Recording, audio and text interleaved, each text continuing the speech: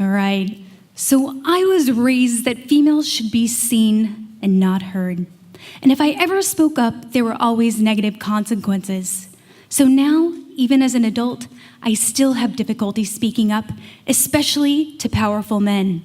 But there are times when silence isn't an option. In June of 2010, my then husband Trey and I were sitting in a Dubai restaurant.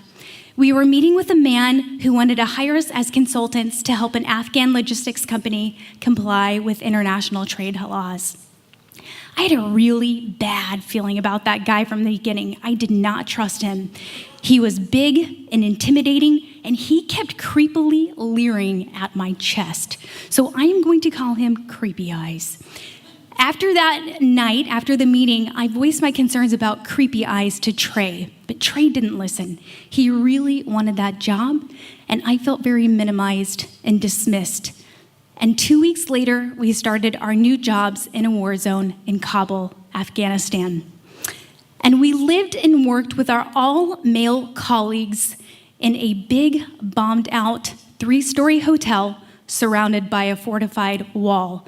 We were always on high alert. There were often bombs and shootings, and to leave the compound, we had to go in an armored vehicle. We didn't leave often. About several months into my work, I discovered that Creepy Eyes was sexually exploiting our female Afghan house staff. The women came to me for help. They were incredibly scared. They had no one else, and to me, silence was not an option. So I took a risk, and I spoke up to Creepy Eyes. I told him that his behavior was abusive and that it was putting us in tremendous jeopardy of being both attacked by the Taliban and blacklisted by international government authorities. He didn't like that very much. And he retaliated by cutting the funding for my job, and he became paranoid. About a week later, I was walking through the corridor where we lived. I heard Creepy Eyes and another man having an intense, hushed conversation around the corner. And then one of them said my name.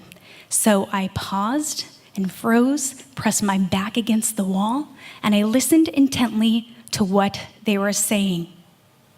They were planning to murder Trey and me with a roadside bomb. I went back into my room, locked the door, and tried to process everything that I had just heard. That night, when Trey got home, I told him everything. We were in the midst of a war zone with no easy escape, but I was intent and insistent that we needed to leave. And Trey was visibly shaken, but he agreed without question. It might have been the first time in our relationship. I knew we had 2 weeks to get out of there. The company needed Trey to sign up on some compliance actions. Losing Trey would mean losing several $1 million in funding. When the sign-up was done, we were done. And for my plan to work, 2 big things had to line up.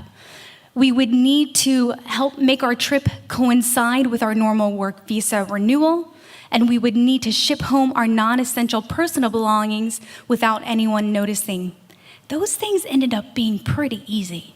The hardest parts were keeping low profile, avoiding Creepy Eyes, and maintaining the appearance of normalcy around everyone in the compound because I had no idea who else Creepy Eyes was plotting with. It was the longest 2 weeks of my life. Finally, the day of the visa renewal trip arrived.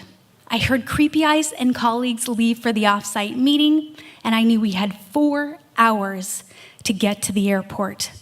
Trey and I were in complete synchrony. We loaded our bags into the back of the Nissan extended cab pickup. I put on my big sunglasses, pulled up my headscarf, Greta Garbo style. We hopped into the cab of the pickup with our driver, and our 2 Afghan guards with machine guns hopped into the back with our luggage, and off we went. I don't know if you've ever had to drive to the airport in Afghanistan before, but it's pretty intense. Plus, our driver was obsessed with Pitbull's "I Know You Want Me," and he blasted it on full repeat the entire trip. And the whole time I was paranoid that creepy eyes had caught on, and so I kept subtly glancing out the back of the window. But all I could see were our 2 Afghan guards bouncing in the back with the muzzles of their machine guns dangerously close to their carotids. I kept thinking, muzzle awareness, friends, muzzle awareness. It was surreal. And when we finally reached the airport, I felt somewhat relieved.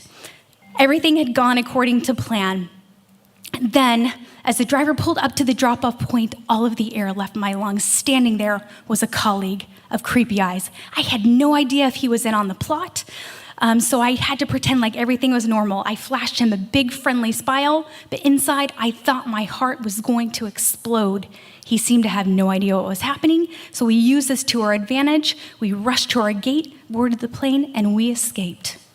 And as had been the case my entire life, I had spoken up and there had been negative consequences. And though this time there was even a murder plot against me, I would speak up again because there are times when silence is not an option. Thank you.